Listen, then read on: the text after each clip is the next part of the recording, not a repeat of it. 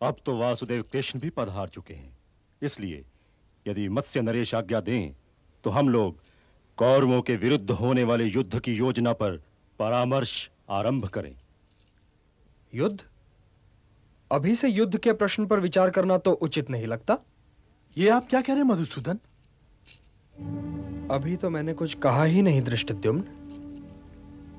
हाँ, कुछ कहने जा अवश्य रहा हूं। मैं भी कौरवों और पांडवों का इतिहास जानता हूं कि गंधार नरेश शकुनी ने द्यूत में कैसा और कितना कपट किया, और यह भी जानता हूं कि उस कपट के कारण धर्मराज युधिष्ठिर क्या क्या हारे। वनवास की कथा भी जानता हूं और अज्ञातवास का इतिहास भी। वे पांडव जो यदि चाहें तो पृथ्वी और स्वर्ग दोनों ही को जीत लें, केवल अपने पण की मर्यादा को संभाले चुपचाप वन वन भटकते रहे। और 13वां वर्ष तो उन्होंने स्वयं मत्स्य नरेश के राजभवन में दासों जैसा व्यतीत किया। मैं ये सब कुछ जानता हूं धृष्टद्युम्न। और आप फिर भी युद्ध को उचित नहीं समझते वासुदेव? युद्ध तो अंतिम चयन होता है राजकुमार, अंतिम विकल्प होता है। और अभी महाराज युधिष्ठिर ने हस्तिनापुर नरेश से यह भी नहीं कहा कि उन्होंने पण पूरा कर दिया है और इसलिए उन्हें इंद्रप्रस्थ मिल जाना चाहिए। क्या आप यह समझते हैं कि धृतराष्ट्र इनके स्वर्गीय पिता के सिंहासन पर बैठे इनकी प्रतीक्षा कर रहे हैं कि कब धर्मराज युधिष्ठिर अपना राज्य मांगे और वे इन्हें लौटा दें? मैं महाराज धृतराष्ट्र का अभिभाषक नहीं हूं नरेश। मैं तो केवल यह प्रस्ताव कर रहा हूं कि पहले महाराज युधिष्ठिर का कोई दूत वहां जाए। मैं अनुज कृष्ण से सहमत हूं। युद्ध का क्या प्रश्न है? जो कुछ भी हुआ है महाराज युधिष्ठिर के द्यूत व्यसन के कारण हुआ है। तो हम गंधार नरेश शकुनी, अंगराज कर्ण और दुर्योधन को कैसे उत्तरदायी ठहरा सकते हैं? इसलिए यही उचित है कि कोई ऐसा व्यक्ति दूत बनकर हस्तिनापुर जाए जो महाराज को युधिष्ठिर का दृष्टिकोण समझा सके, वो भी आक्रामक स्वरों में नहीं वरन नम्रता के साथ। ये रक्त संबंधियों की बात है। व्यर्थ जल बहाना भी जल का अपमान है, और आप लोग तो रक्त बहाने की बात कर रहे हैं। इसलिए जो जाए वो शांति दूत बनकर जाए, क्योंकि शांति द्वारा पाई हुई विजय ही शुभ विजय होती है और शुद्ध भी। मैं तो आपको कायर भी नहीं कह सकता हलधर बलराम, किंतु आप बातें उन्हीं जैसी कर रहे हैं। ये आलोचना नहीं है, मुझे तो इस पर आश्चर्य है कि यहाँ एकत्र वीर महावीर आपकी ये बातें चुपचाप सुन कैसे रहे हैं, सहन कैसे कर रहे हैं। मुझे कृपया ये भी बताइए कि महाराज युधिष्ठिर अपना हाथ पसारे वहां क्यों जाएं? वो भिक्षा नहीं मांग रहे, अपना अधिकार मांग रहे हैं। कृपया अधिकार को भिक्षा मत बनाइए। मैं शब्दों का दुरुपयोग करना नहीं चाहता। मैं दुर्योधन के साथ नम्र बनकर नम्रता का अपमान नहीं कर सकता। मैं उसे शब्दों द्वारा नहीं, अपने बाणों द्वारा टोकूंगा।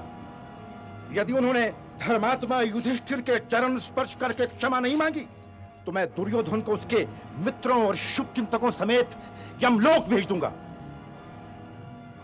हे बलराम, ये मेरा अभिमान नहीं बोल रहा है, परंतु आप ही बताइए कि गांडीवधारी अर्जुन का सामना उधर से कौन कर सकता है? चक्रधारी कृष्ण के चक्र का उत्तर किसके पास है? सर्वश्रेष्ठ गदाधर भीम को रणभूमि में देखकर किसका पित्ता पानी नहीं हो जाएगा? धृष्टद्युम्न और महारानी द्रौपदी के 5 महारथी पुत्रों के सामने कौन टिक सकता है? अभिमन्यु के प्रताप से कौन बच सकता है? उससे कौन आंखें मिला सकता है? और आप ये चाहते हैं कि ऐसे महारथियों का दूत भिखारी बनकर हस्तिनापुर जाए? मैं तो कभी ये सोच भी नहीं सकता था कि महारथियों की किसी भी सभा में इस प्रकार की बातें भी हो सकती हैं।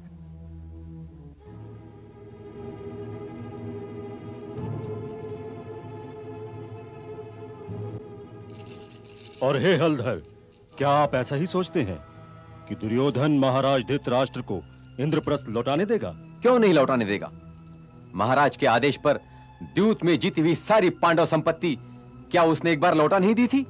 और फिर वहां गंगा पुत्र भीष्म, द्रोणाचार्य और कृपाचार्य जैसे आदरणीय महापुरुष भी उपस्थित हैं। वे न्याय करेंगे। उन महापुरुषों के न्याय की गाथा तो मेरी पुत्री द्रौपदी से सुनिए। हे मधुसूदन, आपको यह सब बतलाने की आवश्यकता नहीं कि गंगापुत्र भीष्म, आचार्य द्रोण, कृपाचार्य और महात्मा विदुर के होते हुए भी पांडवों पर कैसे कैसे अत्याचार हुए।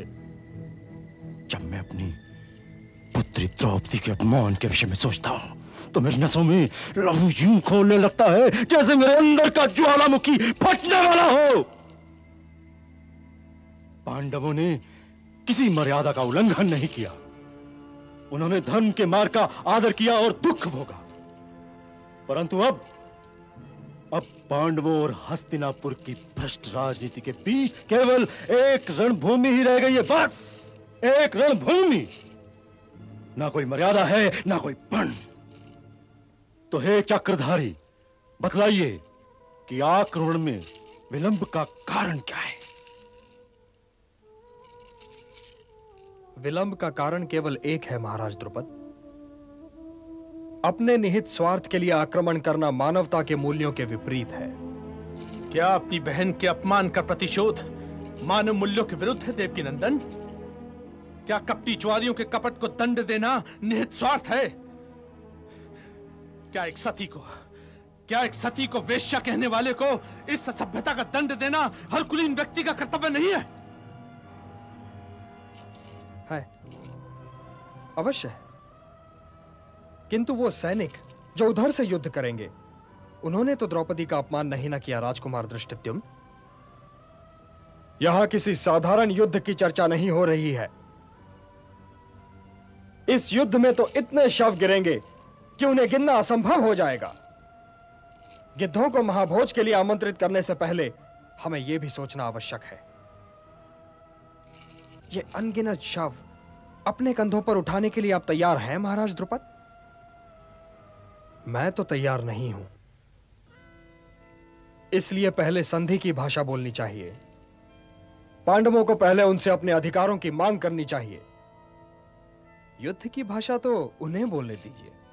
क्या संधि प्रस्ताव को वो हमारी दुर्बलता नहीं समझेंगे मधुसूदन? वहां सभी लोग दुर्योधन की भांति नासमझ नहीं है विराट नरेश। क्षत्रिय समाज भी दुर्योधन पर अपने वचन का पालन करने के लिए दबाव डाल सकता है, और ऐसे लोगों को एक अवसर तो देना ही चाहिए। एक अवसर। हे महाराज द्रुपद, आप यहां आयु में सबसे बड़े हैं, इसलिए आप ही बताइए कि हमें वहां क्या संदेश भेजना चाहिए। शांति सदैव युद्ध से अच्छी होती है। फिर मेरी प्रतिज्ञा क्या क्या होगा मधुसूदन? पांचाली के खुले हुए केशों का क्या होगा? अब हम संधि करके इंद्रप्रस्थ लौट जाएं और द्रौपदी से यह कहें कि जीवन भर अपने केश खुले रखो? क्या तुम्हारी प्रतिज्ञा मानव कल्याण से अधिक मूल्यवान है कुंती पुत्र भीम? यदि आपकी प्रतिज्ञा के दामों शांति मिले तो समझिए शांति बहुत सस्ती मिली।